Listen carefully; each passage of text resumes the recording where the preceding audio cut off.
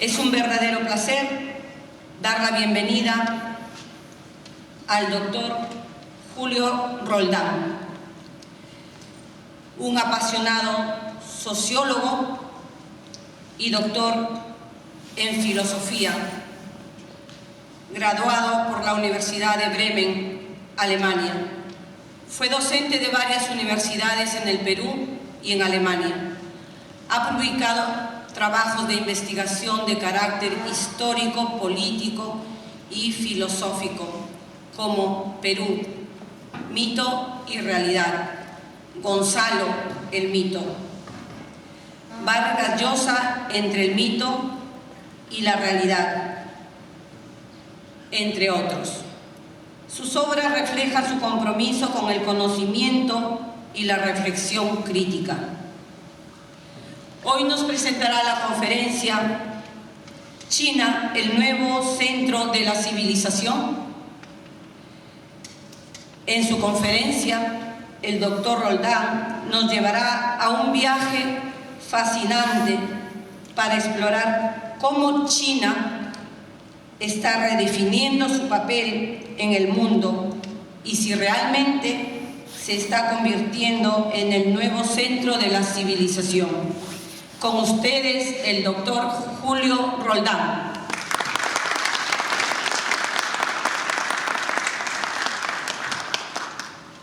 Me parece que no necesito micro o necesitan micro, ¿se escucha? No.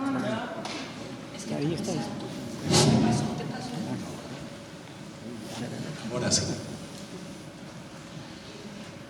Bueno, gracias por todo y para ahorrar palabras ya no repetiré lo que Cecilia ha dicho y lo que Carlos ha dicho y naturalmente también Danilo, pero de cualquier modo es un placer y un orgullo estar con ustedes.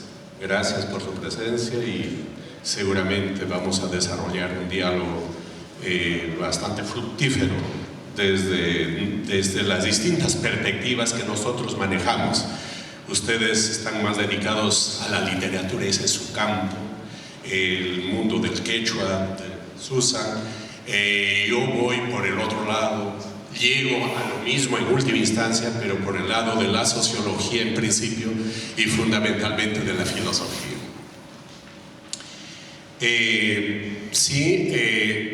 En este proceso de desarrollo he trabajado algunos temas, 2 o 3 temas peruanos, hace algunos años atrás. Después he avanzado en tocar y escribir unos 2 o 3 libros sobre temas latinoamericanos. Se ha tocado de igual manera 2 o 3 temas alemanes para luego saltar, como se diría, al mundo. Y tiene que ver mucho con la experiencia, no solo teórica, sino también práctica. Ha habido oportunidad de pasear y caminar y conversar con gentes en Teherán, que me ayudó muchísimo vivir un tiempo en Irán, en Teherán. De igual manera en la ciudad del Cabo, como en Johannesburgo, en Sudáfrica. En los últimos días estuve, como se dice, pulsando el espíritu en Londres, luego ahora en Madrid, en Berlín, en Hamburgo, que nos permiten comprender cómo se mueve el mundo y cómo se mueve el espíritu del mundo, como diría Hegel. Yo parto sosteniendo que la condición que nos une a todos, seamos blancos, negros, amarillos, es la condición humana. Somos seres humanos y por lo tanto como seres humanos estamos en un constante proceso de cambio, desarrollo y transformación. Ser humano, cultura, idioma que no se mueve, que no se transforma, que no se injerta, sencillamente a la larga muere. De repente durará un tiempo más, un tiempo menos, pero a la larga muere. Es decir, la dinámica es la condición fundamental para el desarrollo de la naturaleza, de la sociedad, del pensamiento y hasta de los sentimientos. En esa dirección, hace algunos años, lo que creía teóricamente lo traté de ver también en la práctica y producto de ello es que escribí un libro que lamentablemente es el menos conocido y el menos leído, que lo titulé La ciudadanía mundial. ¿Y por dónde vino esto? Tiene que ver definitivamente con la experiencia que uno vive en el exilio. El peor de los exilios es el exilio político, porque te obligan a salir y no puedes regresar. Te niegan lo que comúnmente se dice, tu piso, tu tierra. Claro, en los tiempos actuales ya no sucede como sucedía todavía en los tiempos de Grecia, porque el desterrado todavía en los tiempos de Grecia era el que no tenía derecho al piso, no tenía derecho a la tierra. ¿Qué sucedía? Lo expulsaban de su pueblo, de su comunidad, de su tribu, de su clan. Ningún clan tenía, no podía aceptarlo, es decir, no tenía derecho al piso. Por eso es el desterrado, no tienes derecho a la tierra. Ha cambiado, pero de cualquier modo vivir en el exilio te da, por un lado, la nostalgia de la tierra, la tierra prohibida, la casa prohibida, el pueblo prohibido, pero de cómo se va a transformar lo negativo en positivo es que te da, por otro lado, la visión para considerarse, como digo en el libro, un ciudadano del mundo. Y esto no aparece de la noche para la mañana ni porque a alguien se le ocurrió, sino leyendo algunos o conociendo algunas experiencias de personajes que han tenido esta misma condición en el mundo. Es lo que te da las bases para poder entender qué es lo que se trama en el alma humana cuando uno se considera un ciudadano del mundo.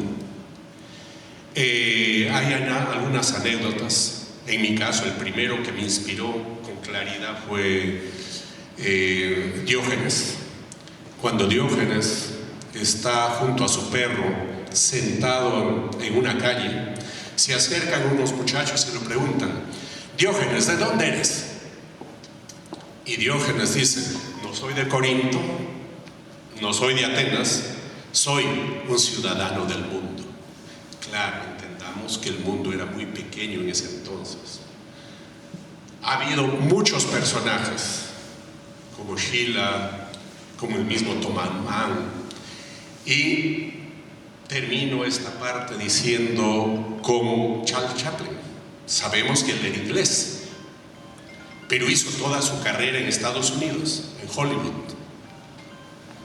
Pero llega un momento dado que viene y aparece y se inicia la Segunda Guerra Mundial, y él comenzó a hacer, dando charlas, apostando para que Estados Unidos se alíe a la Unión Soviética para terminar con el nacionalsocialismo, con el fascismo, concretizado especialmente en Alemania. Y este fue el motivo, el por qué después, en el tiempo de McCarthy, se le acusó de ser comunista, y no solo de ser comunista, sino de ser el agente del servicio de inteligencia soviético. Como consecuencia se le negó la carta, la visa. Regresa a la Inglaterra porque era inglés, que dicho sea de paso, en Inglaterra también era muy despreciado por sus orígenes, porque él es gitano, él nació en una carpa, él es de padres gitanos. En Inglaterra, después de la Segunda Guerra Mundial, se había instalado prácticamente un gobierno semifascista, que poco se habla de eso. El señor Winston Churchill era también, en otra etapa, un admirador del nacionalsocialismo, y se le niega la oportunidad de poder vivir en su país, que era Inglaterra. Entonces se exilia a Suiza, y en sus memorias dice: en el autoexilio en Suiza comprendí que soy un ciudadano del mundo. En base a eso escribí ese libro, que, como repito, poco conocido, poco leído, pero bueno, hay que aceptarlo. Esto nos permite, nos lleva a comprender que vivimos en un determinado lugar y somos pasajeros en el camino. estamos caminando, sabemos dónde hemos nacido, pero no sabemos dónde vamos a morir. Porque el morir también tiene que ver con una elección, el nacer no. El nacer es una fatalidad. Yo no dije que quiero nacer. Alguien decidió por mí que venga a este mundo, pero yo sí puedo decidir dónde vivir y dónde morir. Sí, esa es la diferencia. En esa dirección es que entendí desde la perspectiva histórica, filosófica, política, tratar de escribir o entender qué pasa en el mundo de los últimos 10 años. Y es el tiempo que lo dediqué a escribir ese libro, que pronto va a salir y seguramente vamos a tener la oportunidad de presentarlo aquí también, que lo he titulado China, y entre signos de interrogación, el nuevo centro de la civilización. Porque yo parto del concepto siguiente, que la civilización humana es una, con todas sus diferencias culturales.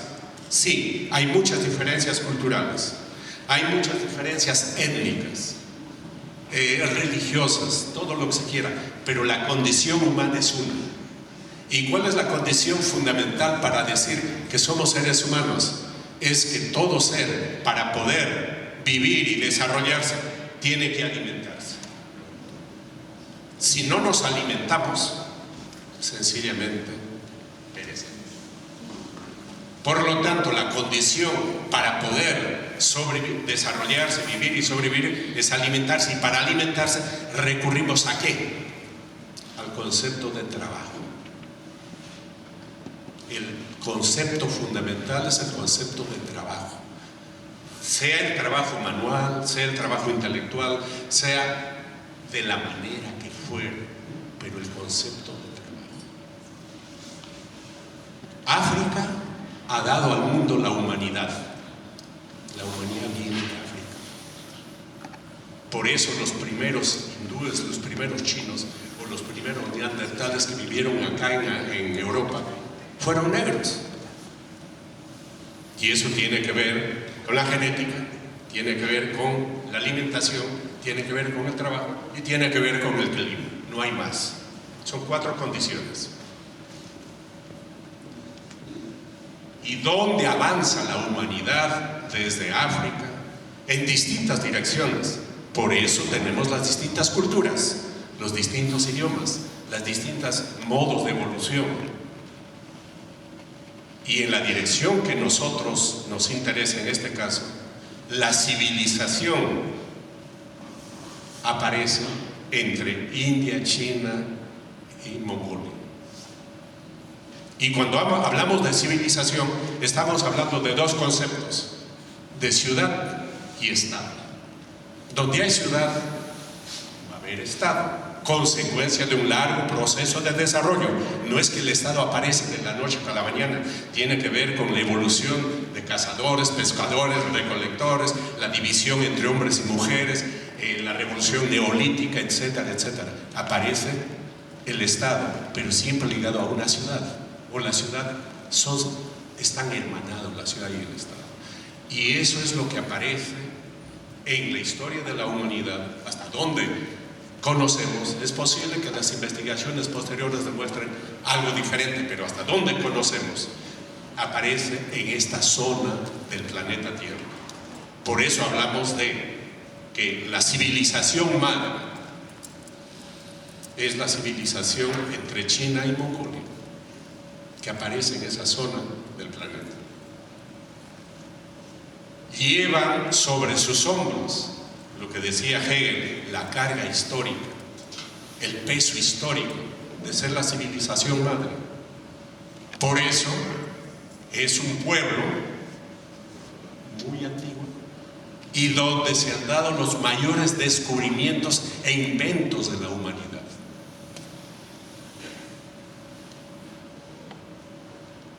Papel, imprenta, la pólvora, el fideo, el fútbol, apareció en esa zona de la Tierra. Que después se ha extendido a otras zonas, es verdad, pero aparece.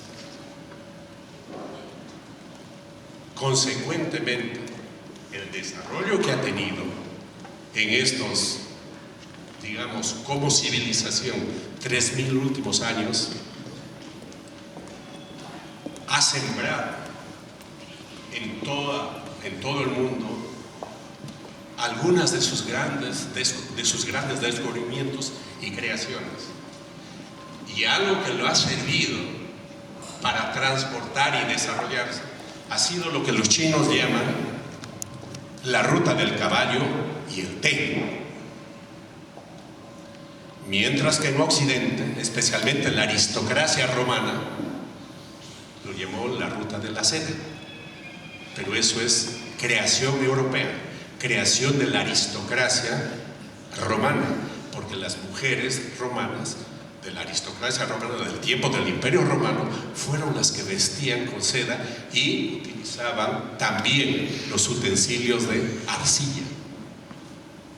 Ellas ponen el nombre de la ruta de la seda, pero para los chinos es la ruta del caballo y el té. Y ya sabemos por qué el caballo, el rol que ha tenido el caballo en el desarrollo histórico de la humanidad.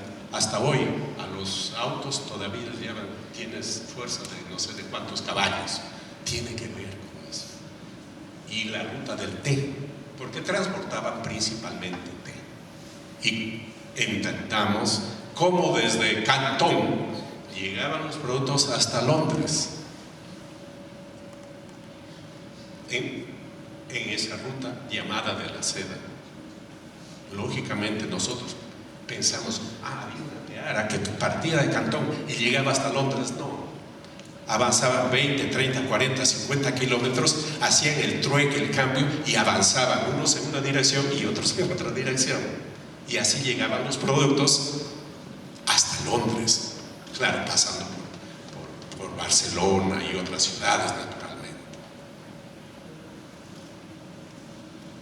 Entonces jugaron un papel extraordinario, sobre todo a nivel de los inventos, de los descubrimientos y el comercio.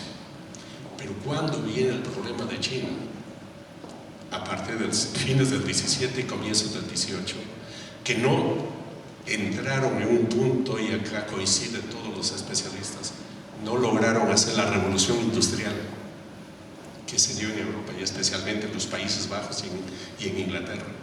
Además de las luchas internas entre las dinastías, además de la lucha al interior de los señores de la guerra y los terratenientes.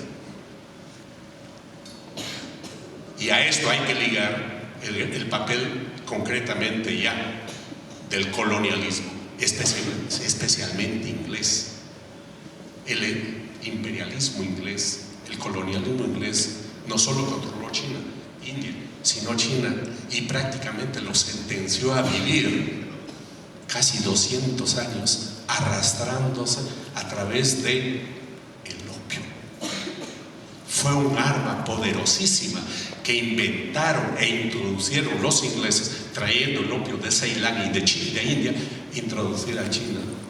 Prácticamente ese pueblo fue narcotizado y perdió, diríamos, el ritmo de la historia. Decíamos, tiene que ver con la revolución industrial que no se hizo, las luchas internas y el papel externo, sobre todo del imperialismo inglés. Por eso los chinos llaman, es el siglo de la humillación. El pueblo humillado. Vienen las guerras del opio, que las perdieron. Viene la guerra de los Boxer, pero gracias al desarrollo de Japón en gran medida, porque han hecho su revolución capitalista en Japón, los exiliados chinos, como por ejemplo mencionemos un caso, el doctor Sun Yat-sen, estuvo en Estados Unidos, estuvo en Japón, estuvo acá en Francia.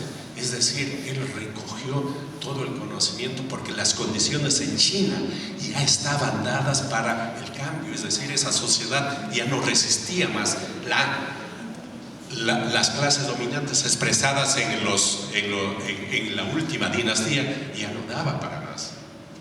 Es por eso que se va a iniciar en 1911, concretamente el 12, lo que los chinos llaman el siglo de las revoluciones.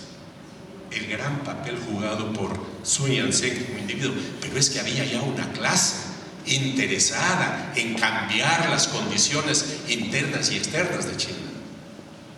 No es que él cayó del aire o nació espontáneamente, es consecuencia de estas condiciones. Y se da la revolución de 1912 y se funda la República Popular con el Kuomintang, el Partido Nacionalista, que en última instancia puso las bases, las condiciones para que en el año 21 se funda el Partido Comunista y en el 24 inicie la primera guerra de las 4 que existieron al interior de China entre el 24 y el 49. En esos tiempos es cuando aparece, fines de los 20, principios de los 30, la figura, muchas figuras, pero entre ellas la de Mao Zedong, que cumplió un papel muy importante en ese proceso de desarrollo del 24 al 49. Se declara la República Popular China. Ojo, también eso recordemos, porque mucho se habla y no se conoce. Los comunistas, los socialistas. China, ¿qué dice? Somos una república popular. No se dice república socialista. Igual que la Unión Soviética, se dice república de república socialista, Unión de repúblicas socialistas. Es decir, aquí hay un concepto que desde el punto de la politología o de la ciencia, de la filosofía política hay que reivindicar el concepto de república, porque siempre se repite el tipo de república. ¿Por qué? Porque la burguesía en su proceso de desarrollo ofreció la república y en ningún lugar lo ha cumplido. Ha traicionado sus principios. Entre ellos, el concepto de república. Prueba de ello es que en España todavía existe una monarquía y hubo luchas para conquistar y conseguir la república, que es una reivindicación no socialista ni comunista, una reivindicación burguesa. El gran problema es que la burguesía ha traicionado sus principios de principio a fin. Entre ellos también, por ejemplo, hoy se están quejando mucho en algunos países de que el Islam avanza, que la religión. Sí, pues, ¿por qué no fueron consecuentes en formar su Estado laico, donde se separe tajantemente a la religión, a la política de la religión? Vayan a Alemania, vayan a Inglaterra y se van a dar cuenta. Bueno, retomemos el tema. Se da en los años 60 la famosa y controvertida y discutida revolución cultural. Para unos fue lo peor, para otros fue regular, para otros fue bueno.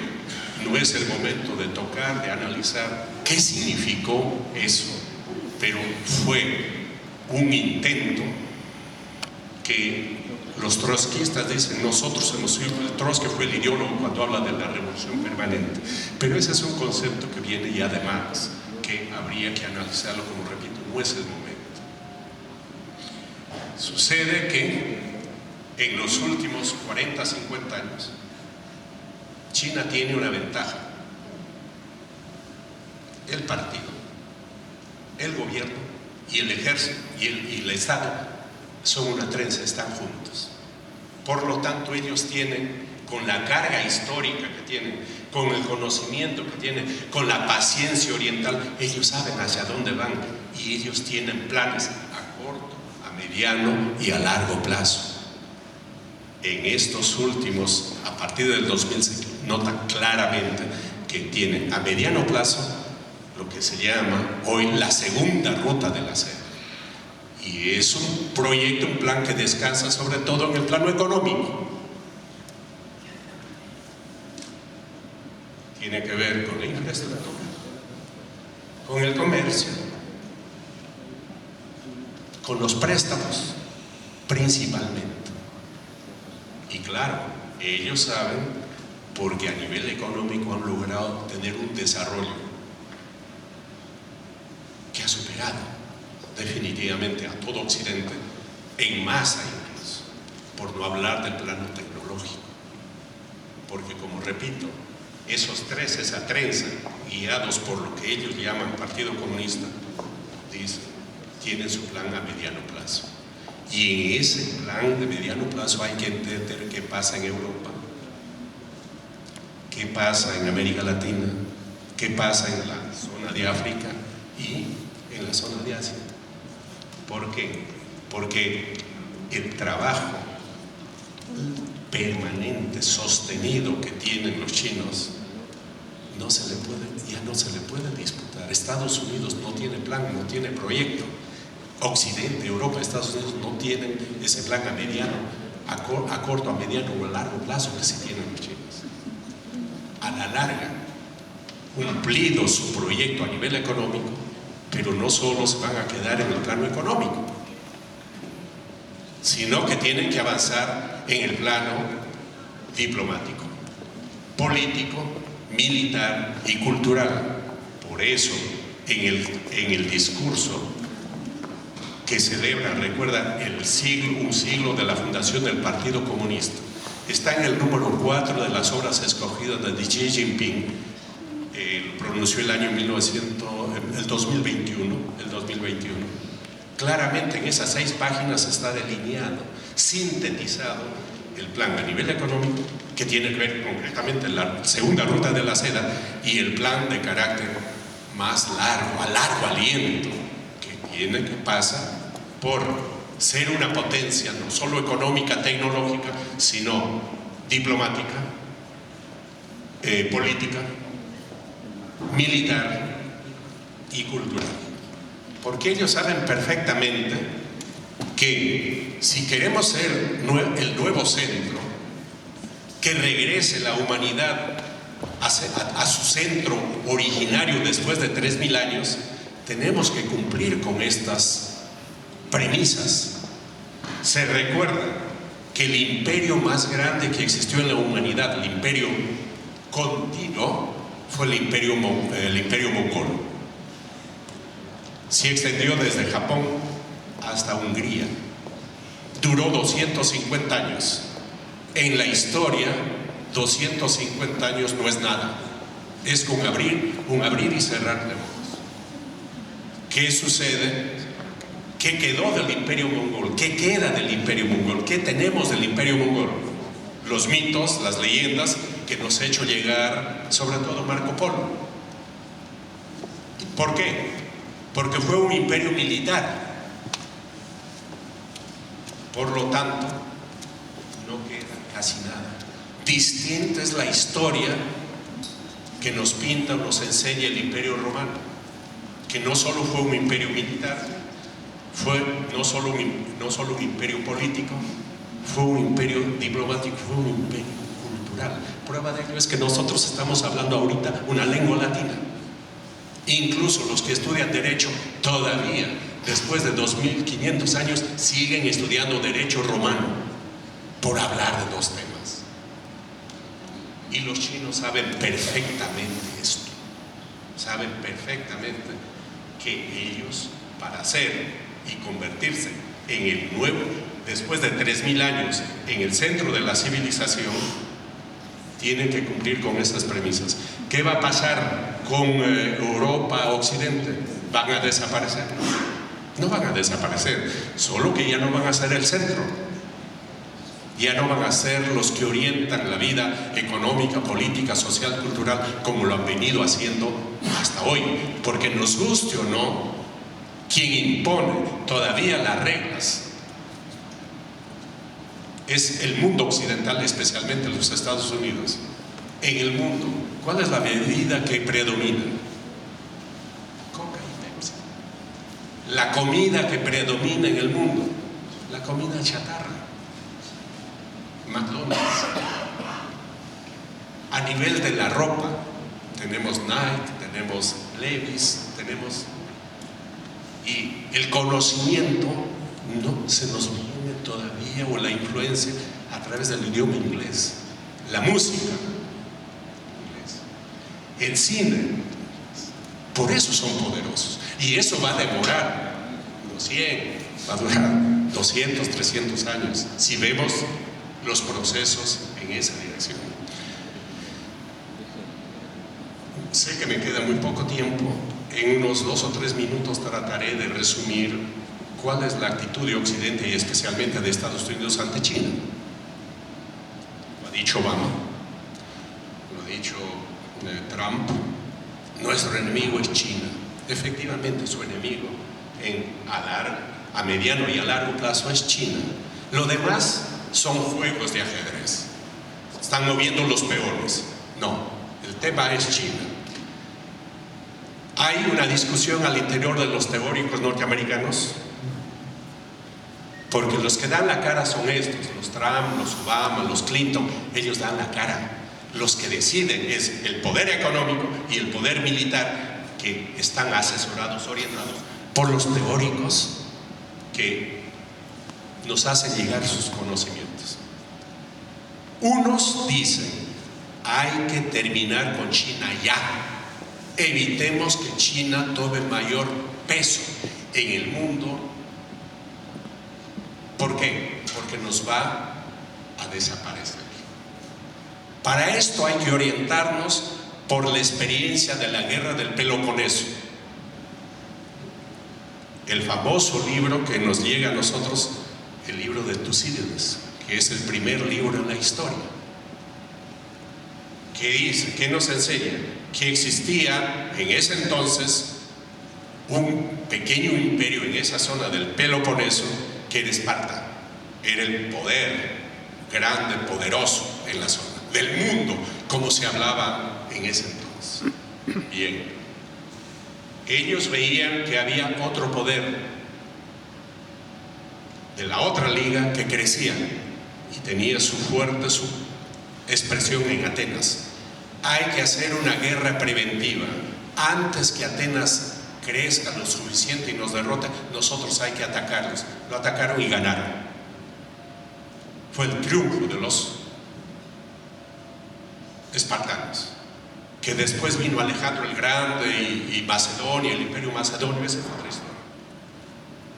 Ganan y logran mantenerse como el gran poder. Entonces los teóricos norteamericanos dicen eso ahorita. Hagamos eso, una guerra preventiva antes que China siga desarrollándose más. Pero aparecen los otros teóricos y dicen, no hay que caer en la trampa de Tucídides, porque en las condiciones actuales, 2300 años después, no va a dar resultados. Dio resultados allá y en ese momento y en esas condiciones. ¿Por qué? Porque el mundo, si bien es cierto, tiene en el momento todavía el poder grande, poderoso de Occidente, con Estados Unidos a la cabeza, China que se avisora, pero también hay otros poderes, como India, como Rusia, posiblemente Brasil. Esa es una opinión. La otra opinión dice no. Tenemos que intentar aceptar que hay un nuevo poder o nuevos poderes, o concretamente un nuevo poder que es China, y hay que tratar de convivir, es decir, una coexistencia pacífica.